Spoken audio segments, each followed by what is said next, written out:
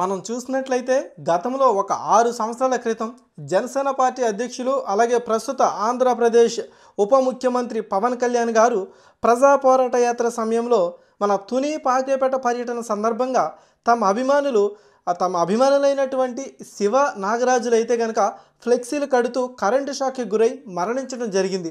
అయితే ఈ విషయం తెలుసుకున్నటువంటి శ్రీ పవన్ కళ్యాణ్ గారు బాధిత కుటుంబాల వద్దకు వెళ్ళి వారిని పరామర్శించి వారికి అన్ని విధాలుగా అండదండగా ఉంటామని చెప్పి భరోసా ఇవ్వటం అయితే జరిగింది. అందులో బాధితులైనటువంటి తోలెం నాగరాజు కుటుంబానికి సొంత ఇంటిని నిర్మించి ఇస్తామని హామీ ఇవ్వటం కూడా జరిగింది. అయితే పవన్ కళ్యాణ్ గారు ఇచ్చినటువంటి హామీని కొద్ది రోజుల్లోనే ఈ యొక్క పాయక్రిపేట జనసేన పార్టీ ఇన్ఛార్జ్ అయినటువంటి శ్రీ గెడ్డం బుజ్జిగారు అయితే గనక నాగరాజు కుటుంబానికి బుజ్జిగారి సొంత నిధులతో నాగరాజు కుటుంబానికి సొంత ఇంటిని నిర్మించి ఇవ్వటమే కాకుండా ఆర్థికంగాను కూడా వారికి ఎంతో సహాయం చేయటం అయితే జరిగింది. అదేవిధంగా ఎప్పటికప్పుడు వారి కుటుంబ విషయాలను తెలుసుకుంటూ వాళ్ళ సంక్షేమ విషయాలను తెలుసుకుంటూ వారికి అండగా నిలబడడం అయితే జరిగింది.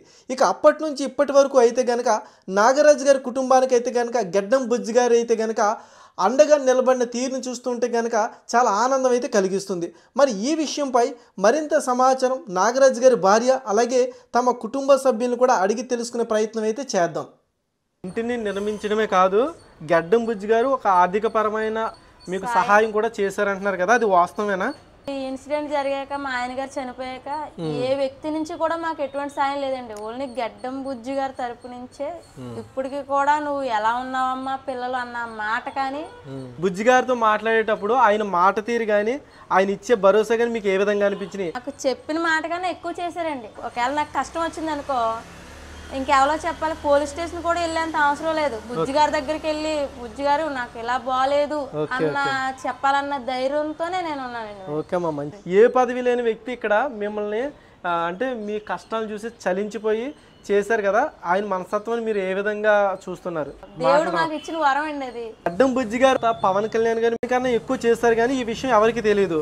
అయితే ఇప్పుడు మీకు తెలియజేసే అవకాశం మీడియా ద్వారా వచ్చింది కాబట్టి ఏ విధంగా తెలియజేస్తారు? ఇల్లు నిర్మించకపోతే ఇప్పటికి 6 సంవత్సరాలు గడిచిందండి. ఇంకో 6 సంవత్సరాలు గడిచినా నేను ఇల్లు కట్టుకోలేనండి. ఒక 20 రోజులు బాగా తింటామండి. ఇంకా నెల వచ్చి ఉన్న 10 రోజులు మాకు ఇంకా ఎంత ఇబ్బంది అంటే చెప్పలేమండి ఇంకెవరికి. ప్రతి విషయంలో బుజ్జి గారు ఎలా స్పందిస్తున్నారు?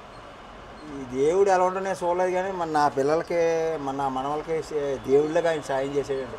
ఆయన మాకు ఎందుకంటే ఏదైనా కష్టం వచ్చింది అనుకోండి, మీరు వెంటనే కష్టం వచ్చింది అని చెప్పి గెడ్డం బుజ్జి గారి దగ్గరికి వెళ్ళగలరా?